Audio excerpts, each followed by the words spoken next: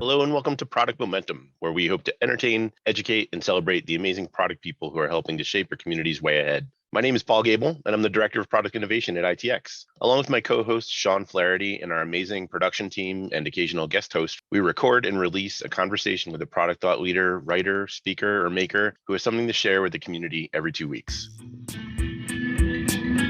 Hey everyone, today Sean and I are really excited to bring a conversation that we had with Jonathon Hensley. The conversation that we have centers around language and leadership, and most importantly, the alignment that comes from being clear with our language and having a context for the goals that we set for our teams. I really hope you enjoy this conversation. Well, hello and welcome to the podcast. Today, we are excited to be joined by Jonathon Hensley. He's the co-founder and CEO of Emerge, a digital product consulting firm that works with companies to improve operational agility and customer experience. For more than 2 decades, Jonathon has helped startups, Fortune 100 brands, technology leaders, large regional health networks, nonprofit organizations, and more transform their businesses by turning strategy, user needs, and new technologies into valuable digital products and services. Jonathon, we're so excited to have you on the show. Welcome. Thank you so much for having me. Absolutely. Obviously the conversation that we're going to have today is around this concept of alignment. Can you just start us off and level set? Where do we go with this concept of alignment? Why even talk about it? What is this thing? So alignment really came out of trying to understand why so many leaders are driving product initiatives that are underperforming. And so after years of research and really digging into what those high performing leaders and organizations were doing differently, it boiled down to this concept of alignment. And so when we look at the idea of alignment, you can break it down, I think, into 4 areas to help understand it in the best way. The first is understanding alignment at an individual level. So this really means understanding how your work contributes and matters, why you're doing the work that you're doing. And so alignment at a personal level within a team is essential. The second level of alignment is around team alignment, which deals with how do we build alignment with others and integrate our unique disciplines and expertise and experiences to help solve problems collectively. The third is around organizational alignment. How do we organize our people, processes, and resources in order to achieve outcomes? And fourth is around market alignment. How do we actually align our product initiatives around a customer's needs, evaluating the impact of the problem that we're solving for that customer, and making sure we're building the right thing at the right time and delivering in the right way to gain market fit and have a sticky product. Yeah. Where do investors fit in that mix? Because, if you've been in the startup space long enough, like I know you have, you often have to deal with the investor perspective. Sean, I love the question because I think investors, it depends on the sophistication of the investor, to be quite honest, where they sometimes fit in it. But most commonly, what I see is the investor is got a keen eye on that market alignment. Do you have a problem that's worth solving? Do you have unique insight on that problem? And some sort of new approach, something that is either unique intellectual property, something that gives you a competitive advantage, that enables maybe other innovations or technologies in order to grab market share or customer attention. And so a lot of time investors are looking for that. In many cases that I see as an investor is looking for, do you have insight to solving a problem that's happening now, but we have a moving advantage that's somewhere maybe 12 to 18 months ahead of that market hitting any level of maturity? Or are you trying to dislodge an incumbent within a market because the mature market player now is ripe for disruption because their innovation cycle has dipped? So usually investors are looking at alignment as it comes to what is the actual life cycle of the industry and what's happening right now. And then they're evaluating usually a lot of times the owners or the executive team to say, what is your ability to align to that market and then bring this product to fruition in a reasonable manner of risk and to reward? So understanding the organizational team and people piece of alignment becomes an essential building block of your confidence, if you will, and into a founder or an executive team as you invest into them. Yeah, Steve Bezos's empty chair concept, right? I think of that, and always keeping the customer front and center. Yeah. And then aligning everything else around that. Those are the products that end up being most successful, is when you can really get the whole team fully focused, customer centered, making sure that we're adding value at the end point.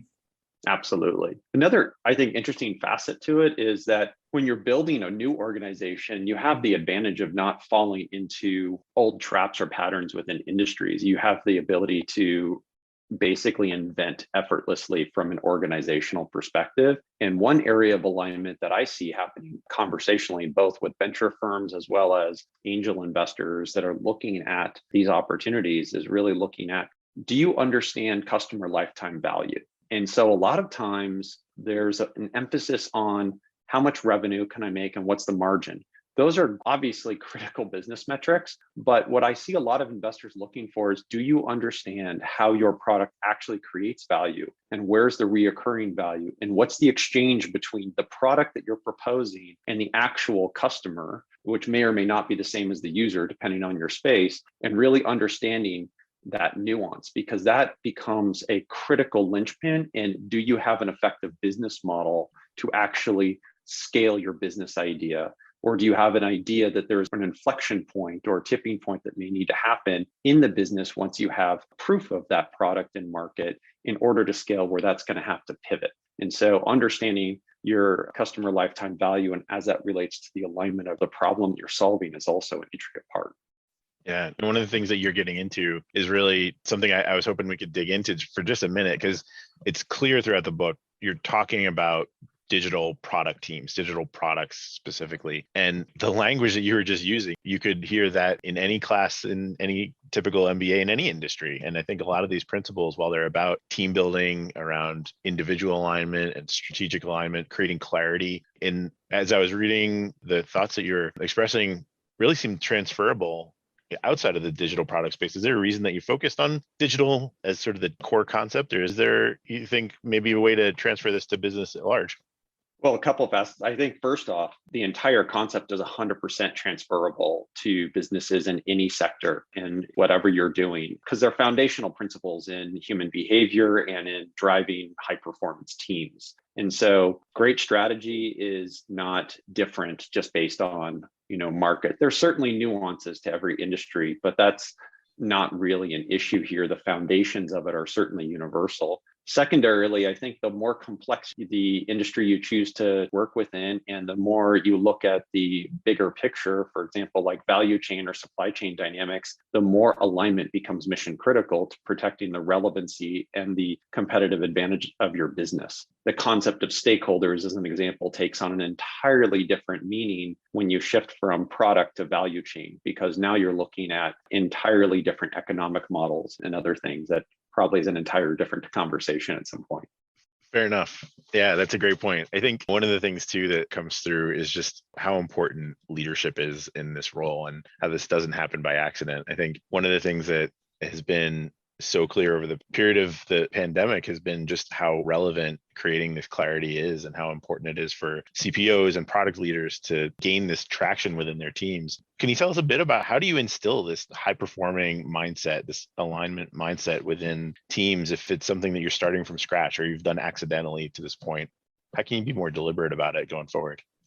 Well, I think one thing that you have to do to be deliberate about is you have to be really clear with your intentions, first of all. If you want to engage a team, they're looking for purpose. And in that purpose, as a leader, you have to provide clarity of what is the purpose of the company. And not just in the sense of like, here's our, lofty, ambitious goal, and not driven to revenue, but really what's the impact that you're trying to have.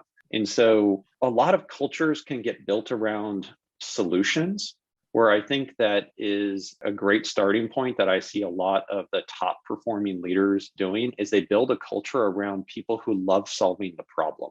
And so when you think about that, it's like, well, we built a product, but the product doesn't define the company. What defines us is that we are the most passionate group of people with our different skills and experiences and backgrounds to solve this problem for people. And if we can frame it that way, we start to provide clarity for everyone on how they're contributing to solving that problem. And we start to then be able to have a structure where we can start to tear down silos between functions of a business. And then we can start to create a common language across those silos, so everybody understands when we talk about something like customer experience, that whether you have a product manager or the CEO or somebody on the finance team talking about customer experience, they're thinking about it and understanding it the same way. And that becomes incredibly powerful when you think about developing, high performance service-based organizations where they can really make sure the product is meeting the needs of the end consumer. Yeah, that's possibly my favorite part of your books when you stress the importance of this common language to optimize alignment. I think the obvious place that a lot of leaders start is with the goals and where we're taking the product, and customer experience is another good one. But do you have any other examples of where language is important for team optimization? Well, I think that, you have this issue that many organizations struggle with is just siloed knowledge. So knowledge management and breaking down a common language helps you actually start to create a systematic way of transferring knowledge across teams, and starts to help you elevate performance in the company as well, because now you're not spending as much time in meetings or transacting between people of saying, did you understand this the same way I did? What did we actually mean by this? And as you start to build that strength or that muscle within your culture, you start to unlock a faster and faster iterative and collaborative cycle. And when you start to do that, because you have that base of knowledge, you're accelerating trust within the organization, which allows you to put more energy and timing into your area of focus, whether that be solving the problem or supporting the customer and adopting that product or service that you may be offering. And so that pays huge dividends when you think about how you can engage that. The other challenge is institutionalized knowledge that becomes siloed makes it very difficult for companies to innovate. So when we can break down those silos and we can create that common language, not only do we open it up culturally internally to accelerate the innovation life cycle, what we can also do is we can start to bring in external collaborators, people with other fresh perspectives, strategic partnerships, and others that can come in and now contribute, because there's a foundational baseline of understanding that can be added to the makeup of the company. And so you are able to embrace many, many more opportunities when you start to have that clarity across the org. One of the things that I think resonated with me when you were going through that was I had this image in my mind of if all we had was the knowledge management or the language that an organization's been using, could you rebuild the team or could you rebuild the organization from the ground up? And I had this mental image of like an archaeologist or a forensic scientist coming through and like looking at the knowledge management that we've stored and what would it look like if all we had to go on to build our organization was the language that we've saved and the knowledge that we've stored. Speaking of language, you use two words that are, I think, really relevant to our audience: product ownership versus product management. And these two kind of concepts, do you own your product? And I got the sense you didn't mean sort of like a certified Scrum product owner sense of the product ownership. Can you differentiate? What do you mean when you use the phrases product ownership versus product management? Sure. It's a really important question to clarify, I think. And you're right, it's not intended in the way that it is within Scrum. So in the context that I'm using it, the product owner is the actual person responsible for owning the product vision. So sometimes this might be the CEO of a company, especially in a startup environment, or this may be a senior leader within the company. And so they really have a key responsibility to set the vision or strategic direction at the highest level. What's the destination of this product? How do we measure moving forward to that destination? It's that North Star, if you will. So that's, I think, absolutely important and critical for an organization to make sure that products have clear ownership versus being distributed, because of many times then you start to see organizational conflict if the organizational structures are not in alignment. From a product management perspective, I use that in the essence of the common definition of product management. I think a product manager is the one responsible for making sure that you understand the scope of the problem, that you understand the impact of that problem, that you're exploring the solution space, and you make sure you're building the right things at the right time to create the maximum amount of value for both the customer and a sustainable and relevant way for the business. And so I think product management has a huge responsibility and mantle on their shoulders when it comes to taking that on, versus the product owner who also carries that is the one who has to set that strategic direction as it aligns to the organization. Yeah. First of all, just to clarify one thing, do you believe that they should be two different people or can they be the same person? I think they can be the same people, but I think as an organization grows and scales, it's beneficial to have it separate over time. Yeah. So what I heard you say then is the product owner is the one who's sort of the keeper of the vision, the one who is motivating the team through understanding the why. And the product manager is the one sort of laying the roadmap and helping keep things on track and prioritized in order to achieve that vision over time. Yep. Awesome. Cool. Well, you alluded to this a little bit. The opposite of alignment would be some form of sabotage, which you spend a lot of time talking about in the book. So I think it would not be appropriate for us to not touch on that subject. So your belief is that this internal sabotage is probably the most common source of product or project failure. And what I captured from the reading was that it's not necessarily that people have bad intent. What are your thoughts on what causes that misalignment? I think that the vast majority of internal sabotage is unconsciously done, and there is very little, if ever, ill intent. I've seen a couple of outlying cases, but in truth, most products that fail or are underperforming are not because the team didn't care, was working super hard with the best of intentions in trying to achieve the task that was set in front of them. I think what's really happening is that there are barriers to success that are just either not that well understood. Maybe that's based on lack of personal experience. It can be a cultural issue within the organization, but most often failure is attributed to lack of market fit or not understanding the user. And I think that there's a lot of truth to that, but when you peel that back, what it does is it takes away a certain level of responsibility that an organization has to own in order to create effective products. And so depending on what research you look at, there's anywhere from 70% to 90+% of digital products or initiatives are failing or underperforming, which is a staggering amount. I mean, we're talking trillions of dollars in lost capital and opportunity globally. So there's more to it. It's not just market dynamics that are an issue. And so really peeling that back, I think it's helpful to sometimes look at some things that are just fundamental, no matter whether you've been in business for 30 years or you've just come into the workforce and it's your first year in. There are just some fundamental aspects of developing great products that leaders have proven need to be addressed again and again. And if you address it once and forget it, it's going to come back to bite you. So this is a discipline. It's like building a muscle. And so a couple of those examples, I think, are around something as simple as managing expectation. So often there's a mismanagement of expectations. I think design is a really easy one for most people to understand, where design is many times left in the eye of the beholder versus grounded in such a way where you can take an approach to design that's accountable to driving outcomes for users, which can lead to sometimes, well, that's going to take too much time or that's going to cost us too much. Well, what's the cost of the product failing? And so with good intention to save money and time, not realizing the potential catastrophic impacts of skipping those necessary steps and managing expectations appropriately. So we fall into another common trap, which is skipping steps. Now we skipped fundamental steps in engaging customers, if we take a customer-centric approach, into the design process.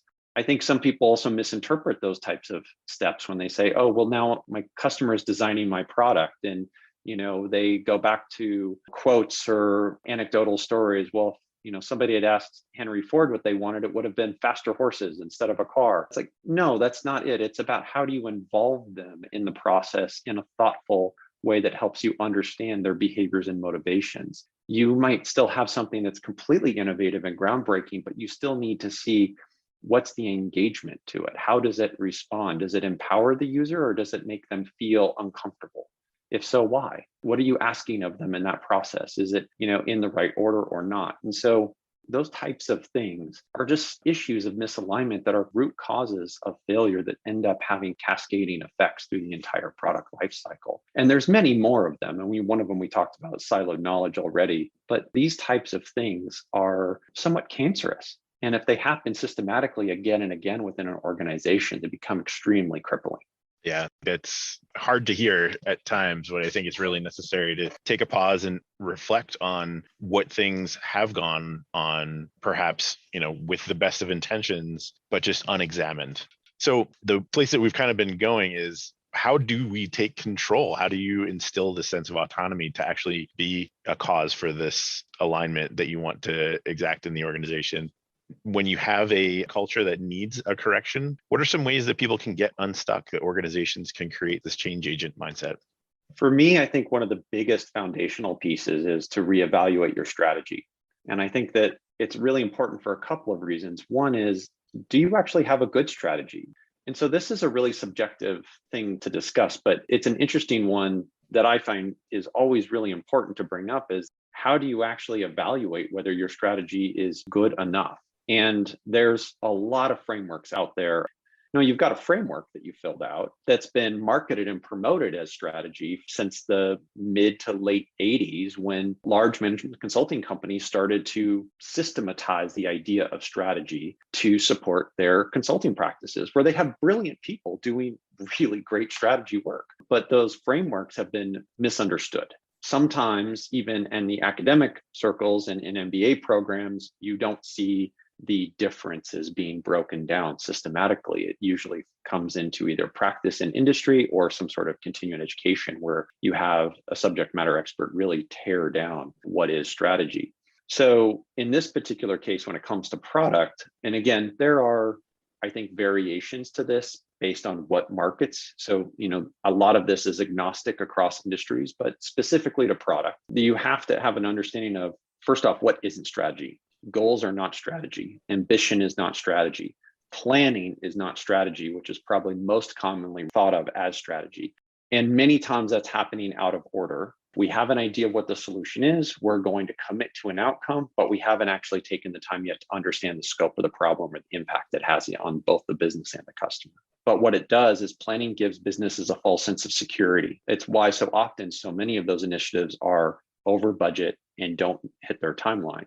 So we have to step back and say, okay, well, if that's not strategy, what is the foundation of strategy? And what really we anchor to is 5 core elements that can now help inform everything else. And the first one I talked a little bit about already, which is what is the vision for the product? It's not something that's just ambitious, but it actually should be something that's near term, meaning 3 to 5 years.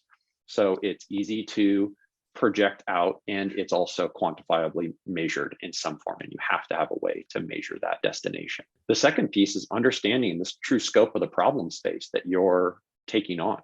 What's the scope of the problem? How does it impact your users? What stakeholders are involved and are impacted by that? What are the symptoms of that problem? Are you addressing a symptomatic issue or root cause? What's the switching cost? Is that worth the transition for them? There's so many pieces to understanding the problem that drive effective strategy that have to be grounded in your work going forward. The second piece, I would say, is outcomes. And usually in a customer-centric model, a lot of times it's looked at as, let's just look at what the customer outcome needs to be. In a business-centric focus, it's like, well, what's the business need to get out of it? I would argue, well, you should look at both. And are those two things in alignment? And if you're going to let them live in misalignment, it's a strategic choice. Potentially you're building or enabling a future through that next iteration or that evolution of the product or your ecosystem to support that. The fourth one is, what's your approach? You have a certain amount of constraints and resources based on your organization. This is really extremely relevant at any size, but especially a startup. You only have so much money and so many skills and experiences. What can you do to solve the problem in the most effective way where it's something that customers or users want to buy or use and will give you an exchange in some form or fashion, whether that be time or something else, in order to make sure that you are addressing the problem effectively. And then fifth is, how are you going to measure forward progress? And not forward progress on the vision, but forward progress towards the outcomes. Because I think you need to know, and the team needs to understand, how their work matters. We go back to that first level of alignment. How is their work contributing to moving the ball forward so that we're actually fulfilling on the strategic aim and knowing that we're actually making progress towards the longer tail vision of the company? So this foundational piece, I just put a lot out there all at once, but there's this just foundation of understanding, if that's effectively done, you can have confidence in the fact that you have a good, sound strategy that then you can go test with your market. And then that becomes part of that iterative approach from there to really validate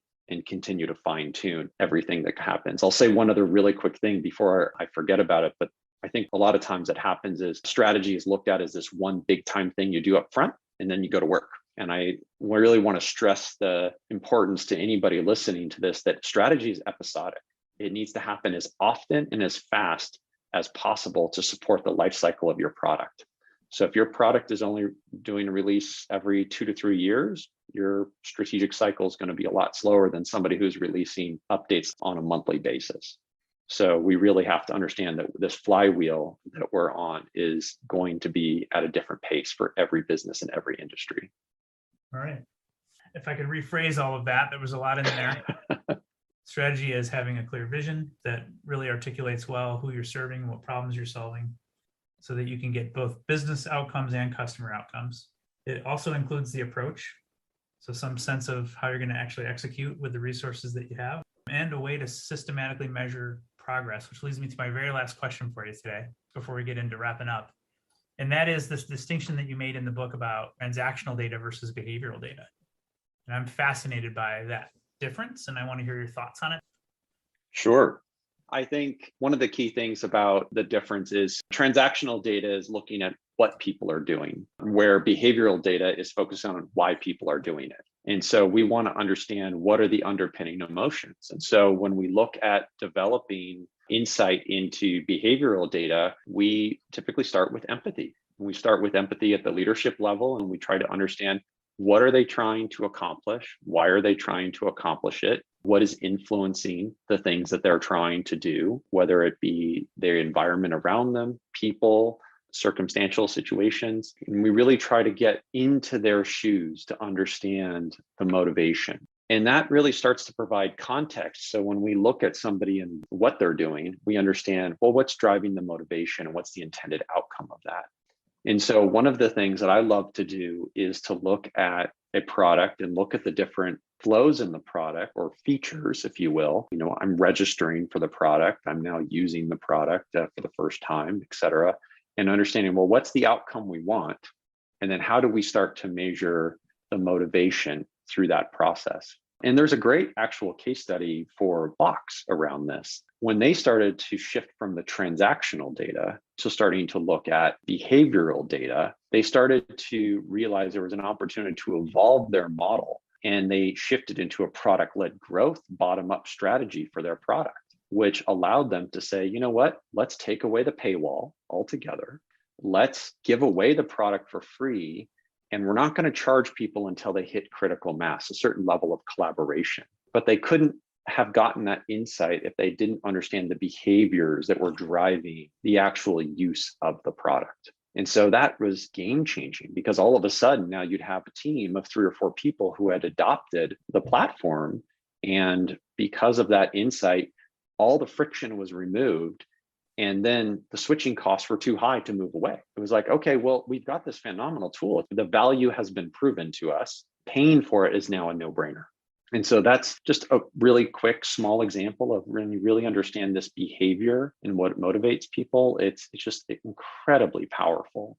I think another good example these days, especially going through the pandemic for leaders, is to understand the power of empathy. And that empathetic approach can be completely transformational in the way that we communicate and design and engage.